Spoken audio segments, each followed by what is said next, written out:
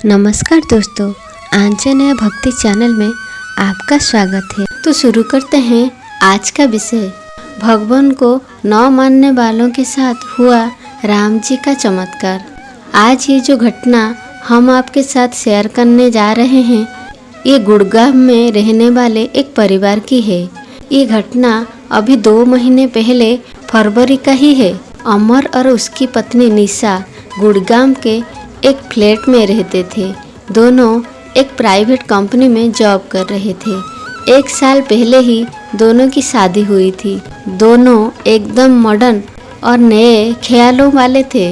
ना उन्हें भगवान से मतलब था, ना ही अपने कल्चर से और ना ही अपने घर वालों से।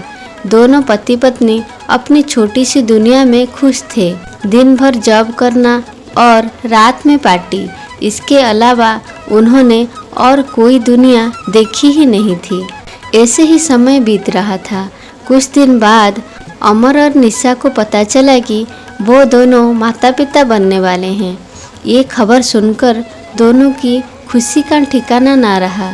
दोनों ने ये खबर सबसे पहले अपने माता पिता को दी। अमर के माता पिता कानपुर में रहते थे।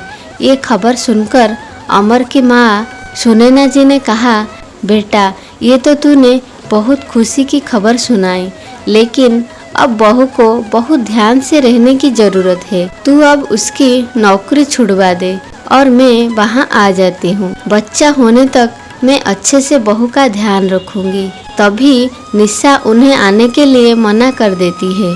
अमर निशा को समझाता है और बोलता है, माँ को आ जाने दो, वो तुम्हारे अच्छे से ध्यान रख लेंगी। लेकिन निशा कहती है, आज के समय में किसी की ज़रूरत नहीं पड़ती और तुम्हारी माँ बहुत ही पुराने ज़माने की है। मैं एक अच्छी सी मेड रख लूँगी अपना ध्यान रखने के लिए, और आगे ज़रूरत पड़ी तो एक नर्स हायर कर लेंगे। आप चिंता मत करिए। ऐसे ही समय बीतने लगता है। निशा अपना अच्छे से ध्यान रखती और ऑफिस भी जाती थी।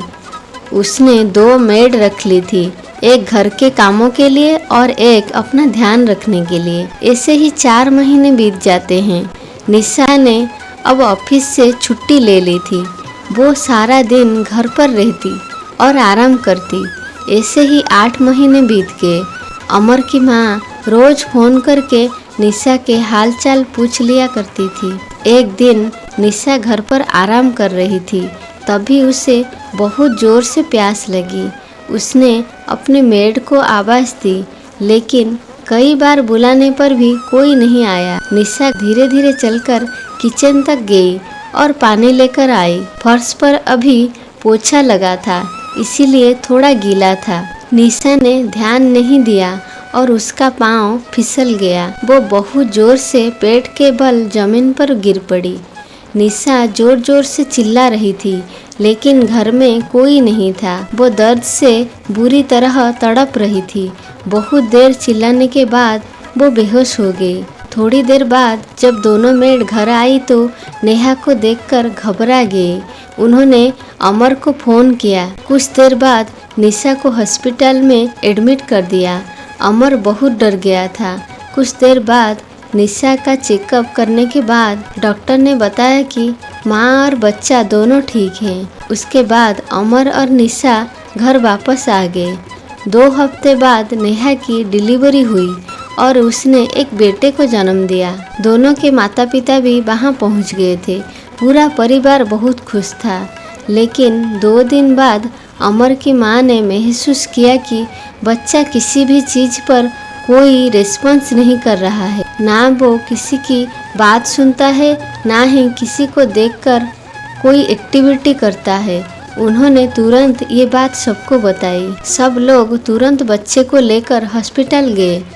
डॉक्टर ने बच्चे को अच्छे से चेकअप किया और उसके बाद जो डॉक्टर ने बताया उसे सुनकर सबके होश उड़ गए। डॉक्टर ने कहा कि ये बच्चा ना आँखों से देख पा रहा है, ना ही कानों से सुन पा रहा है।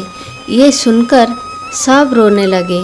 किसी को समझ नहीं आ रहा था कि अचानक ये सब क्या हो गया। निशा डॉक्टर के सामने रोने लगी कि डॉक्टर, प्लीज़ मेरे बच्चे को ठीक कर दीजिए।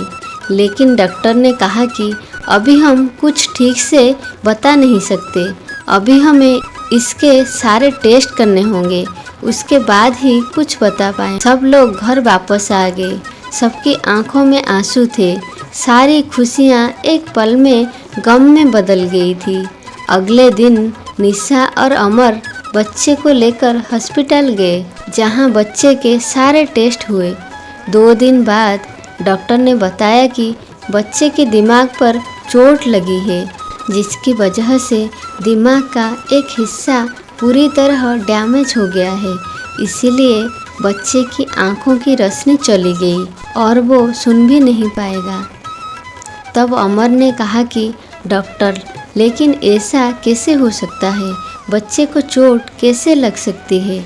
डॉक्टर ने कहा कि अमर जी, अभी 2 हफ्ते पहले आपकी पत्नी पेट के बल गिरी थी, शायद उसी समय बच्चे की सिर पर चोट लग गई। निशा और अमर बहुत घबरा गए। उन्होंने डॉक्टर से इसका इलाज पूछा, लेकिन डॉक्टर ने बताया कि इसका एक ही इलाज है, दिमाग का ऑपरेशन। लेकिन इसमें कामयाब होने के चांस बहुत कम है। अगर ऑपरेशन असफल रहा तो बच्चे की जान भी जा सकती है। अगले दिन दोनों बच्चे को लेकर शहर के सबसे अच्छे दिमाग के डॉक्टर के पास गए, लेकिन वहाँ से भी यही जवाब मिला।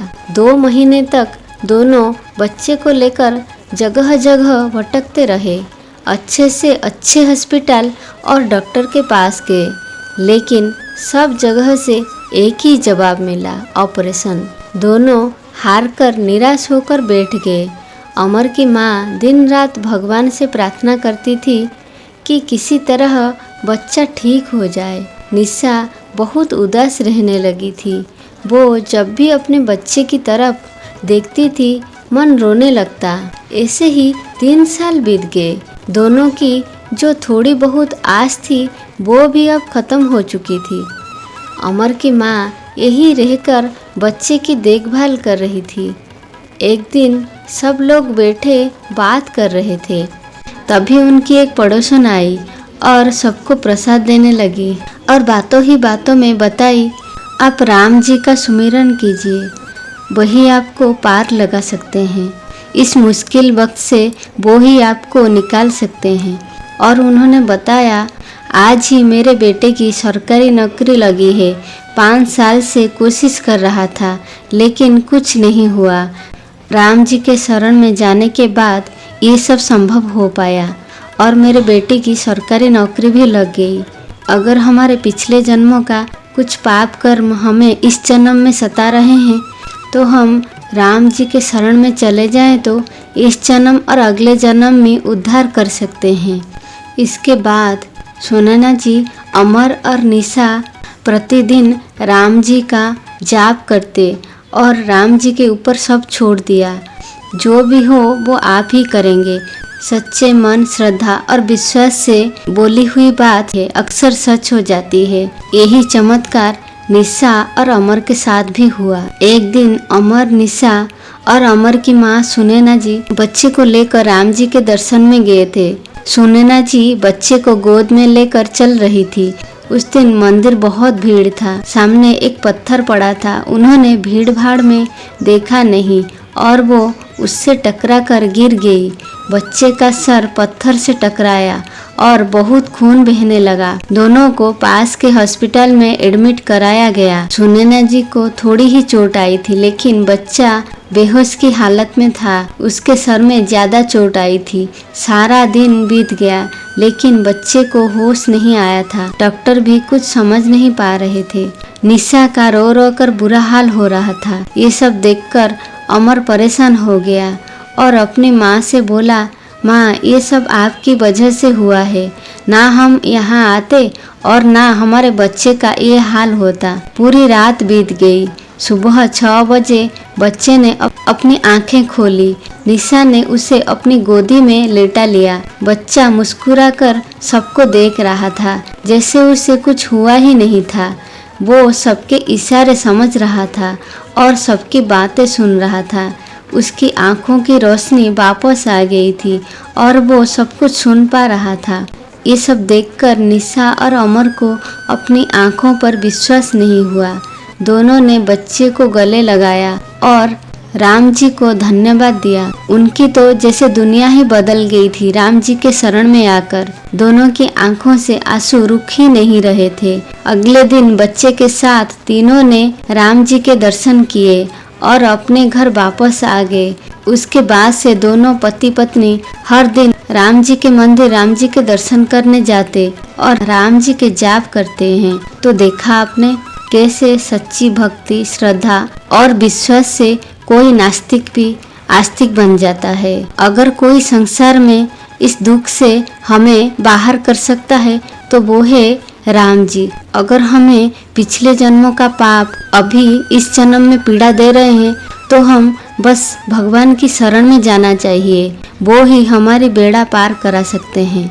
तो यहीं पर विराम लेते हैं। अगर आपको हमारा ये विषय पसंद आया तो लाइक और कमेंट कीजिए और हमारे चैनल को सब्सक्राइब करके हमारे मनोबल को और बढ़ाइए। जय श्री राम।